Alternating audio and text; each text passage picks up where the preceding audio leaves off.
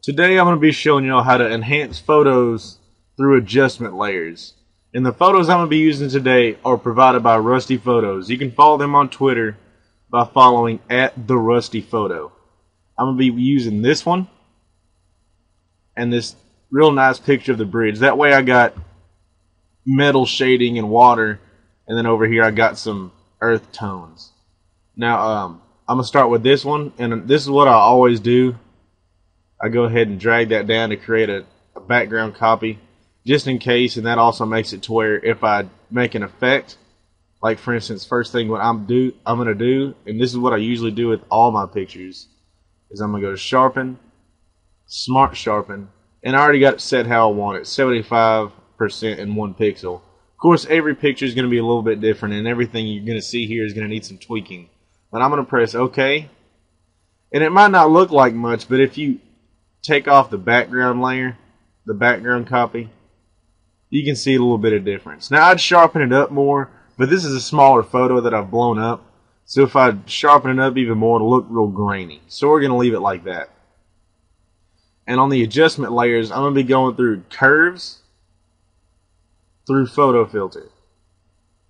I'm going to go into these other ones in a later tutorial, but these are my favorite ones. They're simple, they're easy to pick up on, and they're really cool. So I'm going to start with curves.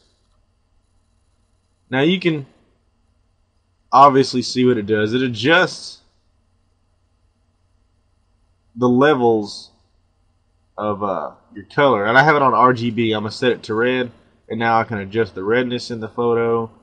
Come down here. I can brighten up the green a little bit and all that good stuff. And you can also come over here to your preset layers. And I like to use medium contrast. And make that one down there and bring this one up a little bit. As you can see, that brings some contrast to the photo. It's not much, but it's a small step towards a really professional looking photo. So I'm going to go ahead and get rid of that one. Next I'm going to go to exposure. Now this one you're usually not going to need to use. I've only used this on probably one photo. But just so you see what it does, it's pretty simple. It changes your exposure, your offset, and your gamma correction, which is 3 different styles of I guess you could call it brightening the photo, but it's through 3 different sliders. They break it down to all the 3 levels. Vibrance. This one makes everything look better. As you can see, you got nice blue sky, blue sea out there. You got some. You can see the surf waves coming in. You got your grass. Nice green tree right here. Now if you bring your vibrance up, I'm going to bring mine up all the way. And I'm actually going to bring my saturation up a little bit too. I'm going to bring mine up to 10. Now that should be more than noticeable. I've found that on 90 to 95% of the photos that I use, if I increase the vibrance and a little bit of saturation on every photo, it really makes a world of difference, as y'all can see. Now instead of this looking gray down here, you can actually see the color in the seaweed, and you really get a more deeper colors and more vibrant colors. So I'll go ahead and take that one off.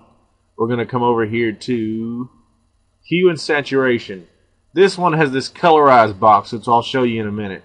But if y'all want black and white photos, of course you could go and you go to adjustment layers and select black and white. But I usually try and do it this way, because over here you can tweak your saturation. Like how sometimes it's not black and white, but it's not full color, it's kind of half and half. You can drop it down to -50. Now you see you got some green in there, and you got a little bit of blue, but for the most part it's black and white. It's just slowly taking out color. Of course you can drop the saturation all the way and have a straight black and white. You can change your lightness. I'm going to leave mine at 0. Now, of course you can go to red. You can go through all these color filters as well, but we don't have time in this tutorial to go through all that. What I'm going to do is I'm going to select colorize. And you can colorize the whole photo. And if you want it to, let's say, if you wanted to make it look like an old-timey photo, I'm going to put a little bit of a yellow on it. There. Now I'm going to drop the saturation down, and I'm going to bring the brightness up. Now that makes it look like a little bit older photo. Of course, every photo is going to need tweaking, and like I said, we don't have a whole lot of time on this tutorial, so I'm just showing you all the basics of everything.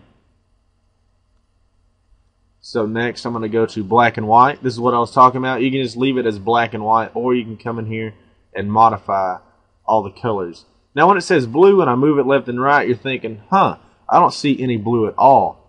What it's actually doing is increasing and decreasing the intensity of the blue. However, it took the color out of it. Like, let's say that tree right here would be green. In the original photo, the tree was green, and as you can see, it's modifying the green layer without actually having green visible. Go over here. I'm going to go to Photo Filter. Let's see. It's pretty obvious what it does. You could leave it at the regular presets, or you could come and you could select color and pick your own color.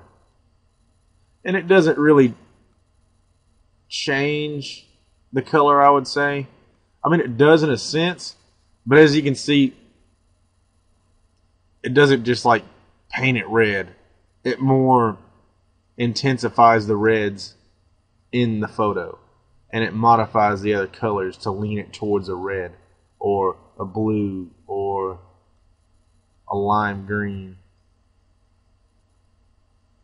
So if you combine, like, let's say a black and white, and you didn't make it all the way black and white like I showed y'all, like you made it hue and saturation, I'm going to drop this down to -50, and then come back over here and add another one, and I'm going to go to Photo Filter, and I'm going to select my green. Now you can make some pretty odd effects to where it looks like you have a weird lens on there or something to that effect. There's all kinds of stuff you can do on here. And I said we're going to stop at Photo Filter, but I'm going to go ahead and go to Color Mixer. Now this is just going to modify the colors in here, as you can see.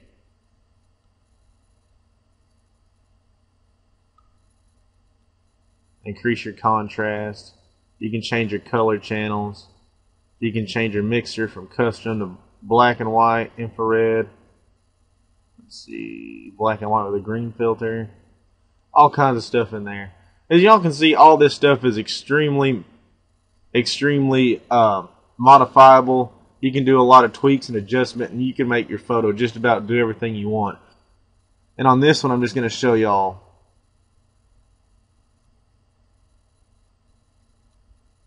There's a sharpen difference. It's not a whole lot, but it's a little bit. It makes the posts and the metal clear, and the water you can tell a big difference because you can see the cresting on the water pretty good once you sharpen it up. And what I was going to show y'all real quick before this tutorial is over is the vibrance once again. I'm going to notch that up all the way, and I'm going to bring this up to 10. Now as y'all can see, that is a more than noticeable difference.